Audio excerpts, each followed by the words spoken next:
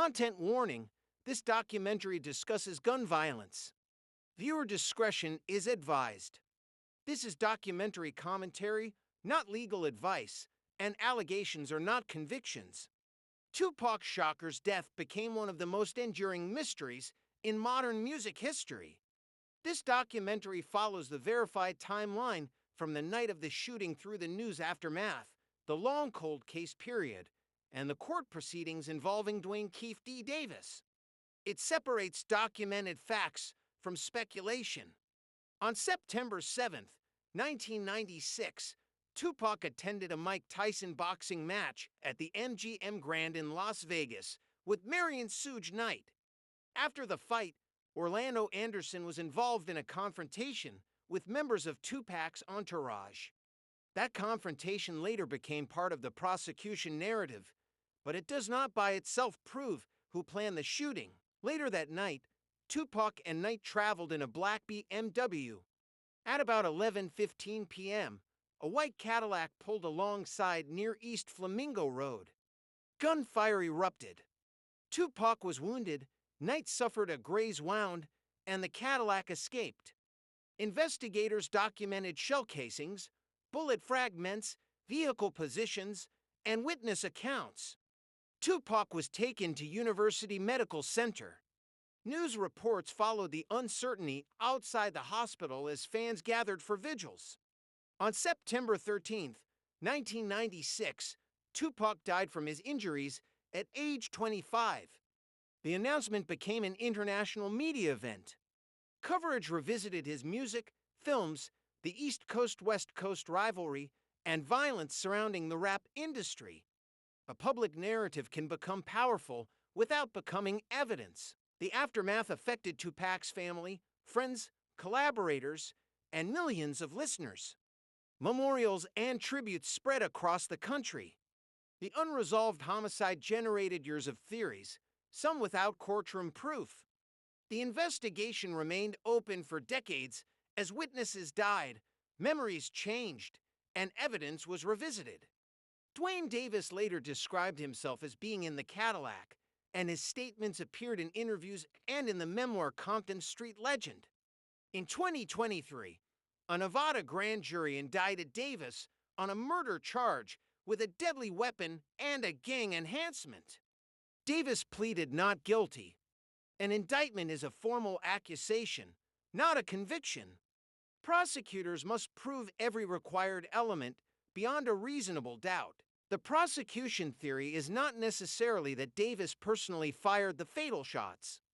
Prosecutors allege that he helped organize the attack and supplied the firearm.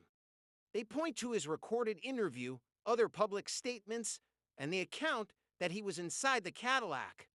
The defense challenges the reliability and context of those statements, including questions about cooperation agreements and claims that Davis exaggerated his role. Medical testimony can establish the cause and manner of death. Crime scene testimony can establish the location of casings, fragments, vehicles, and other physical evidence. But each category answers different questions. Medical evidence may show how Tupac died. It does not alone identify the planner.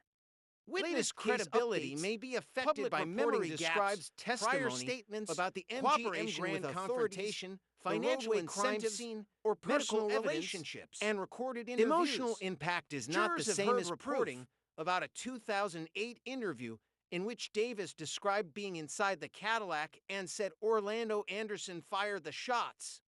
The defense disputes the reliability and context of those statements. These reports describe evidence and allegations, not a verdict. The jury must decide whether the prosecution has proved every required element beyond a reasonable doubt. Sources include AP, PBS NewsHour, NPR, BBC, CNN, Guardian, and Court TV reporting. Copyrighted broadcast footage is not reproduced without authorization. This video does not declare guilt or innocence and is not legal advice. The final legal outcome belongs to the court.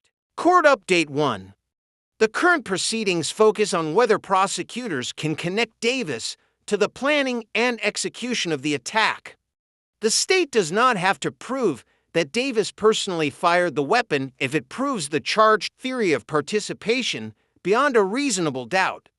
The defense argues that the prosecution relies too heavily on statements made years after the shooting. The jury must consider the circumstances in which those statements were made, whether they were consistent over time, and whether independent evidence supports them. Court Update 2. Public trial reporting has described testimony about the MGM Grand confrontation, the roadway scene, medical findings, and historical relationships among gang and record label circles. Each witness answers only part of the timeline.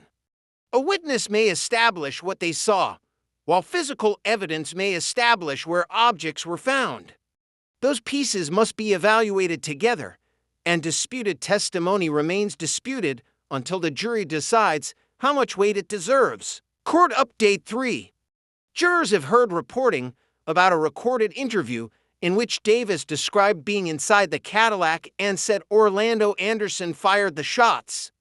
The prosecution treats that account as important evidence.